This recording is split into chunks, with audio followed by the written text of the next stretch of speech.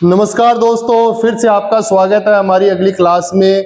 जैसा कि हमने लास्ट जो हमारी क्लास थी उसके अंदर हम बेसिक सी लैंग्वेज के कुछ प्रोग्राम्स हमने देखे थे और आज की क्लास में हम पढ़ने जा रहे हैं कंट्रोल स्टेटमेंट। कंट्रोल स्टेटमेंट क्या होते हैं उनके बारे में ये हमारी क्लास होने वाली है। तो हमारे इस वीडियो को लाइक कीजिए और हमारे चैनल को सब्सक्राइब कीजिए। आपको हम बिल्कुल फ्री पढ़ाएंगे। हमारे इस YouTube चैनल पर हम आपको सी लैंग्वेज, C++, जो कंपटीशन एग्जाम से संबंधित जितनी भी भर्तियां होती है उनमें जो कंप्यूटर से रिलेटेड जो क्वेश्चंस आते हैं वो हम आपको फ्री पढ़ाएंगे। जैसे कंप्यूटर अनुदेशक, सूचना सहायक, प्रोग्रामर, इन वैकेंसियों में जो आपका कंप्यूटर का पेपर होता है उसको लिए हम फ्री तैयारी करवाएंगे। ठीक है, तो आज की हम क्लास में पढ़ने जा रहे हैं यहाँ पे कंट्रोल स्टेटमेंट कि कंट्रोल स्टेटमेंट क्या होते हैं। जैसे लास्ट प्रोग्राम में या लास्ट जो हमारी क्लास थी उसमें हमने सी का बेसिक स्ट्रक्चर देखा था और सी लैंग्वेज के प्रोग्राम को हम किस तरीके से बनाते हैं, क्या हेडर फाइल होती है, मेन प्रोग्राम का क्या काम होता है, वेरिएबल डिक्लेरेशन, प्रोग्राम का फ्लो, वो सब चीजें हमने देखी थी। आज की इस क्लास में हम बात करेंगे कि हम प्रोग्राम के फ्लो को किस तरीके से कंट्रोल कर सकते हैं।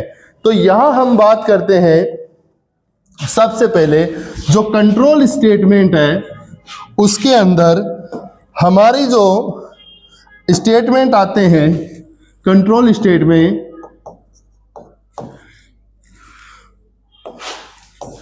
दोबारा लिखते हैं,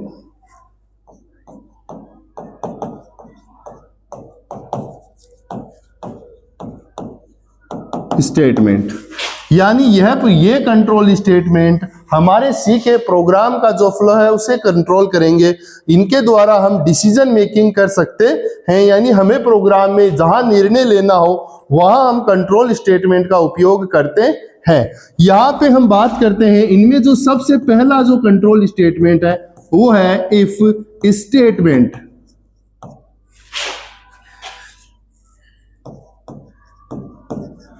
इफ स्टेटमेंट दोस्तों क्या होता है? इफ स्टेटमेंट दी गई कंडीशन को चेक करता है और यदि कंडीशन ट्रू है तो ट्रू पार्ट चलता है। ये जो इफ स्टेटमेंट है ये एक सिंगल कंडीशन को आपकी चेक करेगा और यदि कंडीशन ट्रू है तो ट्रू पार्ट चलेगा। कंडीशन फॉल्स होने पर इसमें एल्स पार्ट नहीं दिया हुआ होता, तो केवल कंडीशन सही होने पर ही ये इस इफ के स्टेटमेंट में ब्लॉक में जो भी आप लाइनें लिखोगे वो लाइनें तभी एग्जीक्यूट होगी जब कंडीशन ट्रू होगी। इसका हम सिंटेक्स देखें कि क्या होता है। इसका जो सिंटेक्स है, सिंटेक्स का मतलब प्रारूप। प्रारूप ऐसा है, सबसे पहले आपको यहां लिखना है इफ, फिर ब्रैकेट लगाना है और इस ब्रैकेट में आपको कंडीशन, फिर ये ब्रैकेट इसका स्टार्ट करना है कर्ली ब्रेसेस। ये जो आपका हिस्सा है ये आपका इसका ट्रू पार्ट बन गया। क्या बन गया? True part. यहां आपके स्टेटमेंट 1 से लेकर स्टेटमेंट n का मतलब होता है नंबर ऑफ स्टेटमेंट। आपके यहां इसके अंदर आप क्या कर सकते हो, लिख सकते हो। तो यहां ये जो पार्ट है ये ट्रू पार्ट है और ट्रू पार्ट कब एग्जीक्यूट होगा ये डिपेंड करता है कंडीशन पे। आपकी ये जो कंडीशन है, यदि कंडीशन ट्रू होगी, यदि कंडीशन ट्रू होगी तभी आपका ये ट्रू पार्ट चलेगा और यदि कंडीशन फॉल्स होती है तो आपका ये ट्रू पार्ट नहीं चलेगा। समझ में आया? अब इसका हम एक छोटा सा प्रोग्राम बना के हम देख सकते हैं कि किस तरीके से ये चलता है। मान लीजिए मेरे को 2 नंबर में से बड़ा नंबर निकालना है। ठीक है, स्क्रीनशॉट आप ले लिया करो। जो भी हम प्रारूप बताते हैं, प्रोग्राम बताते हैं, सिंटेक्स है, आप उसका स्क्रीनशॉट लेके अपनी कॉपी में नोट कर सकते हो। तो मान लीजिए मेरे को सिंपल सा है 2 नंबर में से बड़ा नंबर कैलकुलेट करना है। उसके लिए मैं इफ का किस तरीके से यूज करूंगा वो हम देखते हैं, प्रोग्राम बनाते हैं। तो हमारा प्रोग्राम क्या हो गया? Write a program to find large between two between two numbers, large between two, ये टू है यहाँ पे TWO, ठीक है, और ये है। थोड़ी जुकाम लगी हुई है, तबीयत खराब है। अब इस चीज का हम प्रोग्राम किस तरीके से बनाते हैं वो आइए हम देखते हैं। सबसे पहले आपको पता है हमें प्रोग्राम की स्टार्टिंग में हेडर फाइल इंक्लूड करनी पड़ती है। Hash include stdio.h। सेकेंड हमारी जो हेडर फाइल है hash include conio.h।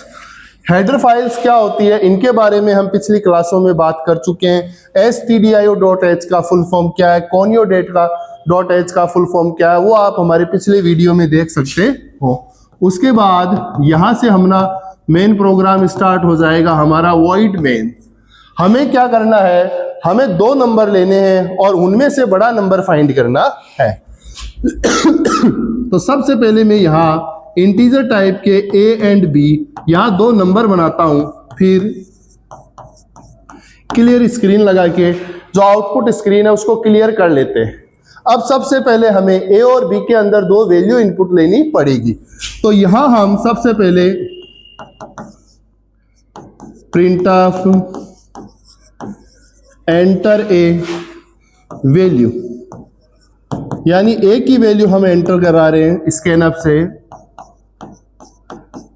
%d address of a नाम के वेरिएबल में हमने printf स्कैनफ से क्या किए, वैल्यू ली है। printf और स्कैनफ दोनों आपको पता है फॉर्मेटेड फंक्शन है सी लैंग्वेज में। इनके बारे में हम पिछली क्लास में पढ़ चुके हैं, ये किस तरीके से काम करते हैं, तो आप पिछली वाली क्लास देख सकते हैं। printf सब कुछ स्मॉल लेटर में होगा, एंटर b वैल्यू। तो हमने यहाँ a और b 2 वैल्यू इनपुट ले लिए। अब मेरे को इन दोनों नंबर में से चेक करना है कि a बड़ा है या b, और उसके लिए जो मेरा कंट्रोल स्टेटमेंट में जो पहला स्टेटमेंट है इफ स्टेटमेंट, उसके थ्रू मैं आपको ये काम किस तरीके से करना है वो बताता हूं। यहाँ सबसे पहले हम इसको थोड़ा सा ऊपर की तरफ स्क्रॉल कर लेते हैं यहाँ, ठीक है। और अब हम यहाँ लगाते हैं इफ यदि ब्रैकेट स्टार्ट करना है, इफ के बाद a ग्रेटर देन b, यदि a b से बड़ा होता है तो printf, इसका ब्रैकेट आप स्टार्ट कर लो, यहां बंद कर दो, printf a इज लार्ज।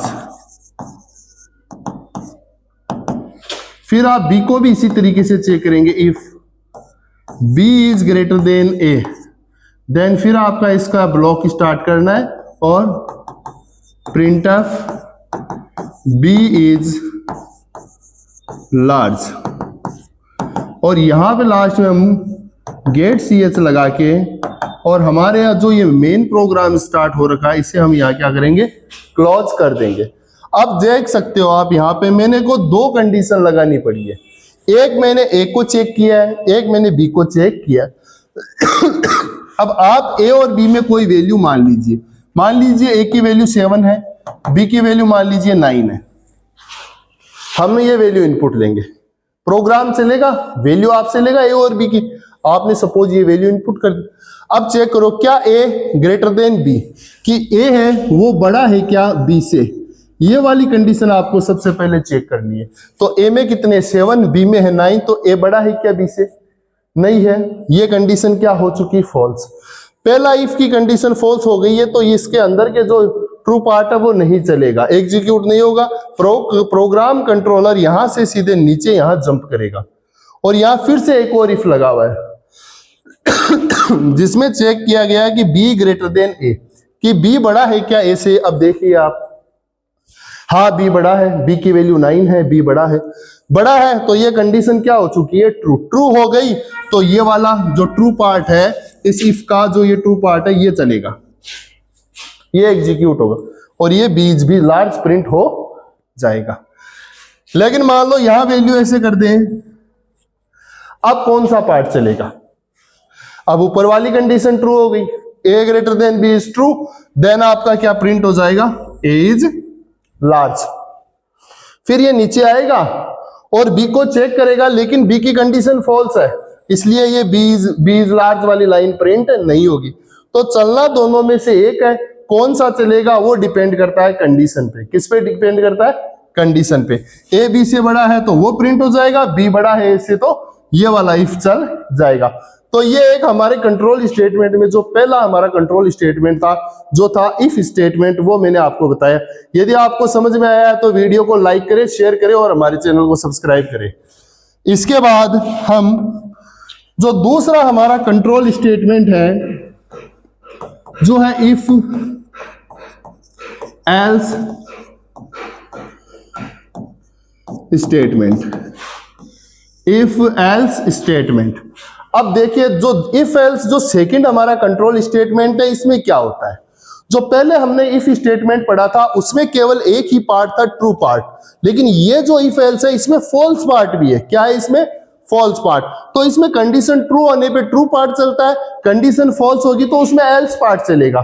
तो कहने का मतलब यह स्टेटमेंट आप नोट भी कर सकते हैं इसकी डेफिनेशन, कि यह स्टेटमेंट दी गई कंडीशन को चेक करता है, यदि कंडीशन ट्रू है तो ट्रू पार्ट चलेगा, और यदि कंडीशन फॉल्स है तो आपका एल्स पार्ट या जो फॉल्स पार्ट है वो एग्जीक्यूट होगा। या आप इसकी डेफिनेशन नोट कर सकते हैं। ठीक है, अब हम इसका सिंटेक्स हम देखते हैं क्या होता है, इसका प्रारूप सिंटेक्स कैसे होता है। बड़ा सिंपल सा इसका सिंटेक्स है। हमारी थोड़ी तबीयत खराब हो रखी है, आज जुकाम लग रखा है, लेकिन हम आपको पढ़ा रहे हैं तो इसी बात पे लाइक शेयर सब्सक्राइब कर दीजिए। If bracket start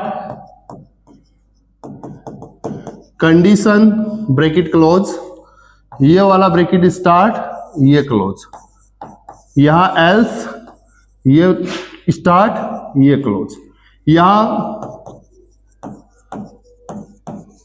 S statements कितने भी हो सकते हैं, यहां पर भी स्टेटमेंट्स, यहां पर भी कितने भी स्टेटमेंट आ सकते हैं। अब आप यहां देखते हो यहां पे दो हिस्से हैं बेटा, कितने हैं? दो। ये वही वैसा का वैसा है। इसको हम कौन सा पार्ट बोलते हैं? True part. और ये नीचे जो एल्स वाला हिस्सा है ये आपका कौन सा हो गया? False part. ठीक है, समझ में आया? अब इन दोनों पार्ट में से चलेगा कौन सा स्टेटमेंट है, कौन सा पार्ट है एग्जीक्यूट होगा, वो डिपेंड करता है इस कंडीशन पे। किस पे डिपेंड करता है? कंडीशन पे। यदि आपकी दी गई कंडीशन ट्रू होती है तो यह आपका ट्रू वाला पार्ट मींस यह इस ब्लॉक में जो भी स्टेटमेंट लिखे हुए वो सारे स्टेटमेंट एग्जीक्यूट हो जाएंगे, यदि कंडीशन क्या होती है? ट्रू। लेकिन कंडीशन फॉल्स हो जाए बाय द वे, उस मामले में जो एल्स पार्ट में आपने जितने भी स्टेटमेंट लिखे हैं, मैंने एक एक ऐसे लिख के बताया स्टेटमेंट्स, यानी कितने भी हो सकते हैं। या एल्स पार्ट में जो भी स्टेटमेंट है वो सारे के सारे स्टेटमेंट क्या हो सकते हैं? एग्जीक्यूट होंगे। होगा एक ही, यानी हम प्रोग्राम के फ्लो को देखो हमने कंट्रोल किया। पहले क्या था? इफ एल्स नहीं था तो program top to down approach में चल रहा था, जो स्टेटमेंट आ रहे थे सारे एग्जीक्यूट हो रहे थे। लेकिन अब हमने यहां कंडीशन लगा दी कि इस कंडीशन सही है तो ये वाला ब्लॉक चले, ये नहीं चले। कंडीशन गलत है तो ये नहीं चले, ये एल्स वाला ब्लॉक चले। तो हम यहाँ क्या कर रहे हैं? प्रोग्राम के फ्लो को हम क्या कर रहे हैं? कंट्रोल कर रहे हैं। ये इफ एल्स आपके डिसीजन मेकिंग और ब्रांचिंग, इन्हीं को बोलते हैं। आप देखेंगे कई क्वेश्चन आएंगे डिसीजन मेकिंग एंड ब्रांचिंग में कौन से स्टेटमेंट यूज होते हैं, तो वो आपके इफ एल्स वाले यही है। ये डिसीजन मेकिंग में यूज हो रहा है, कंडीशन सही है ये पार्ट चले, कंडीशन फॉल्स है ये चले, चलना एक है। अब वो डिपेंड किस पर है? कंडीशन पे। समझ में आया? स्क्रीनशॉट लीजिए, एक प्रोग्राम इसके थ्रू समझाते हैं आपको।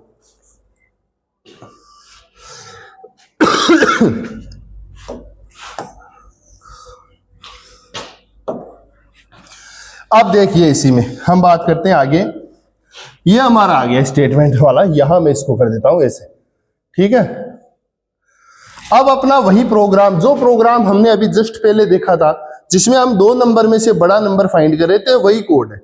बस हमें उसमें जो हमने 2 इफ लगाए थे उसकी जगह अब हमें 2 इफ नहीं लगाने हैं, हमें केवल एक इफ एल्स लगाना है। हमें उसको रिप्लेस कर देना है इससे। कैसे करेंगे? देखो वही कोड है, बाकी पूरा कोड लिखने की जरूरत नहीं है, मेन इफ स्टेटमेंट में आपको बता देता हूं, बाकी आप खुद नोट कर सकते हैं। सबसे पहले जहां हमने चेक किया था इसमें सीलेस जो इफ था उसमें कि if A greater than B, ये चेक किया था, और फिर हमने फिर बी को भी चेक किया था इफ लगा के। अब यहां इफ नहीं लगाना है, यहां हम एल्स लगा देंगे। क्या लगा देंगे? एल्स सीधा। देखो यहां करेंगे हम print of A is large, और यहां हम करेंगे print of B is large. वही है, केवल हमने दो इफ की जगह केवल एक इफ एल्स लगाया। अब यदि ए बी से बड़ा होता है, ए यदि बी से बड़ा होता है, तो ये कंडीशन यदि ट्रू होती है तो आपका ये वाला ट्रू पार्ट चल जाएगा और क्या प्रिंट हो जाएगा? ए इज लार्ज प्रिंट हो जाएगा। बट बाय द वे ये कंडीशन क्या हो जाए आपकी? फॉल्स। फॉल्स हो जाए तो सीधा बताया हुआ है कि कंडीशन फॉल्स होने पे एल्स पार्ट चलता है, तो हम उस मामले में कंडीशन फॉल्स होने पे सीधा हम कहा जाएंगे एल्स पार्ट पे, और क्या प्रिंट हो जाएगा? B is large. तो इसमें दो कंडीशन चेक करने की जरूरत नहीं है, एक कंडीशन ही हमने लगा दी कि भाई ए बड़ा है तो ठीक है, इज बिग। अब ए बड़ा नहीं है तो सीधी सी बात है, फिर तो बी बड़ा होना है, तो फिर एल्स में हमने किसको बिग कर दिया? बी इज लार्ज या बी इज बिग। ठीक है, तो यहां हमने क्या किया? इफ एल्स का यूज करके दो नंबर में से हमने बड़ा नंबर फाइंड किया। ठीक है, इसी तरीके से मान लीजिए हम जैसे मान लीजिए हम एक प्रोग्राम और बनाते हैं, जैसे हमें चेक करना है वोवल और कॉन्सोनेंट। वोवल आपको पता है क्या होते हैं वोवल? आप कमेंट करके बताइए कौन कौन से वोवल होते हैं। वोवल्स में ए, ई, आई, ओ, यू, यानी हम कोई कैरेक्टर लेते हैं और यदि वो कैरेक्टर की value A, E, I, O, you इनमें से कुछ होती है तो वो वोवल होता है। वो क्या कहलाता है? वोवल। तो हम इस इफ एल्स का यूज करके वो प्रोग्राम भी बना सकते हैं जिसमें हम वोवल कॉन्सोनेंट को चेक करेंगे। बड़ा ही सरल है, हमारे साथ बने लीजिए और अभी देखिए, इसका स्क्रीनशॉट ले लीजिए आप।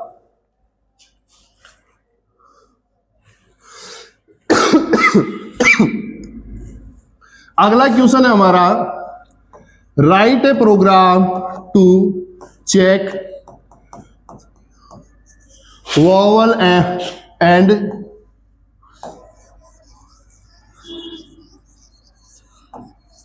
कॉन्सोनेंट्स, यानी वोवल कॉन्सोनेंट चेक करने का हम प्रोग्राम बना रहे हैं अगला।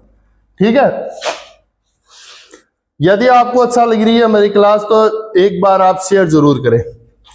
यहां पे सबसे पहले हम हेडर फाइल इंक्लूड करेंगे,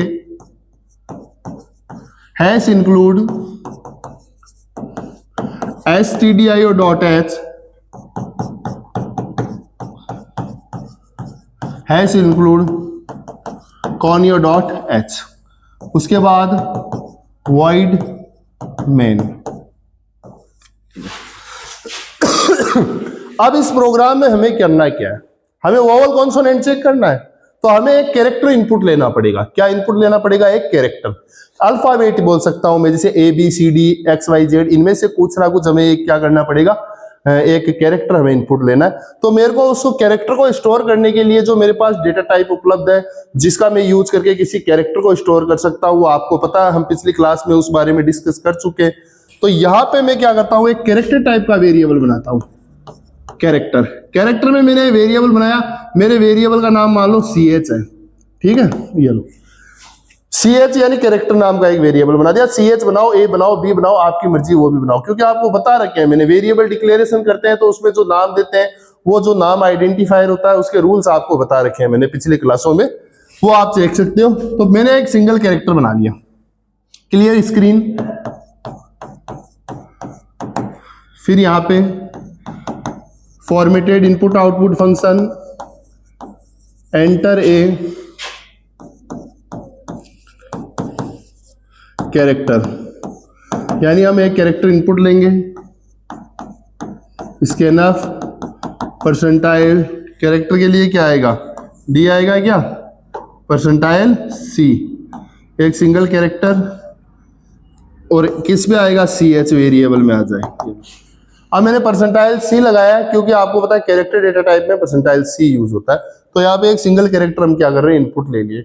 अब हमें चेक करना है इस कैरेक्टर की वैल्यू, कि इस कैरेक्टर के अंदर जो वैल्यू है, इस जो सी एच नाम का जो मेरा वेरिएबल है, ये यहाँ पे जो मेरा वेरिएबल है जिसमें जो कोई अल्फाबेट आके स्टोर होगा, वो अल्फाबेट क्या हो सकता है। यदि वो अल्फाबेट इनमें से हो ए, ई, आई, ओ और यू, इनमें से है, तो वो क्या है, वो आपका क्या होगा, वोवल। और इनके अलावा कुछ और है तो फिर वो वोवल नहीं है, वो कॉन्सोनेंट है। वो क्या है, कॉन्सोनेंट। तो यहां मैं चेक करूंगा इफ सी एच की वैल्यू बराबर बराबर यदि ए है, ये सिंगल कोट में इसको क्लोज करना है ए, फिर लॉजिकल और ऑपरेटर, फिर दोबारा सी एच की वैल्यू बराबर बराबर ए के बाद ई, ठीक है, फिर और लॉजिकल और ऑपरेटर, फिर सी एच की वैल्यू बराबर बराबर ए ई आई,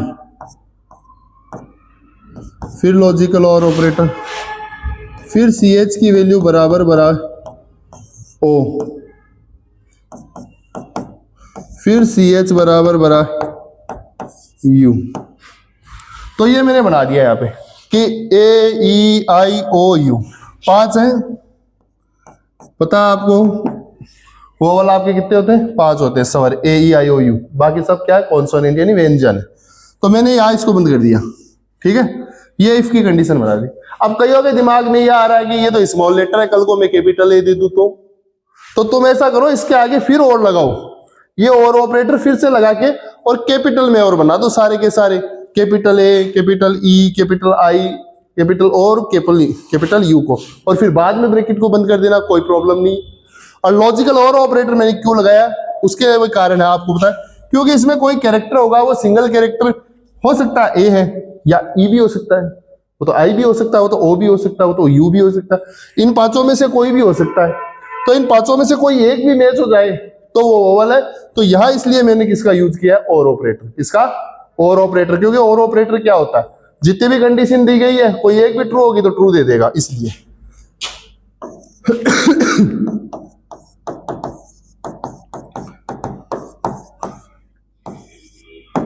वोवल और एल्स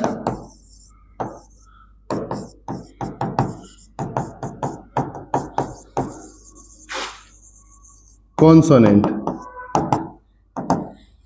और ये ब्रैकेट बंद। और इसके बाद लास्ट में हम क्या करेंगे, इसमें यहां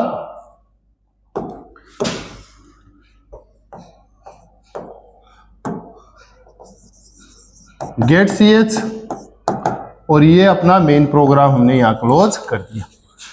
तो यहां इस तरीके से क्या हो गया, हमने वोवल और कॉन्सोनेंट को क्या किया, चेक किया। आया समझ में आपको। तो इफ एल्स का हम यूज करना सीख गए, ठीक है।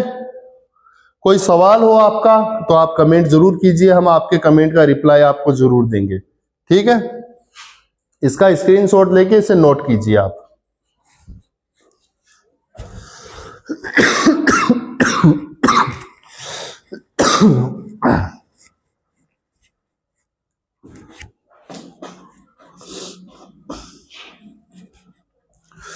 तो दोस्तों हमने यहां कंट्रोल स्टेटमेंट में 2 प्रकार की स्टेटमेंट पढ़े हैं, एक पढ़ा है हमने इफ, एक पढ़ा है हमने इफ एल्स, ठीक है। इसके बाद हम आगे और पढ़ेंगे, और आगे जो हमारा कंट्रोल स्टेटमेंट होने वाला है वो है नेस्टेड इफ एल्स, उसके बाद है ladder if else, go to जो हमारा स्टेटमेंट है वो हम अगली क्लास में पढ़ेंगे। तो यदि आपको वीडियो अच्छा लगा तो लाइक शेयर सब्सक्राइब जरूर करें। फ्री क्लास आपके लिए उपलब्ध है, हम आपको सिलेक्ट करवाने की कोशिश की जा रही है। तो हमारा सहयोग करें, ज्यादा से ज्यादा हमें सपोर्ट करें, फॉलो करें। धन्यवाद।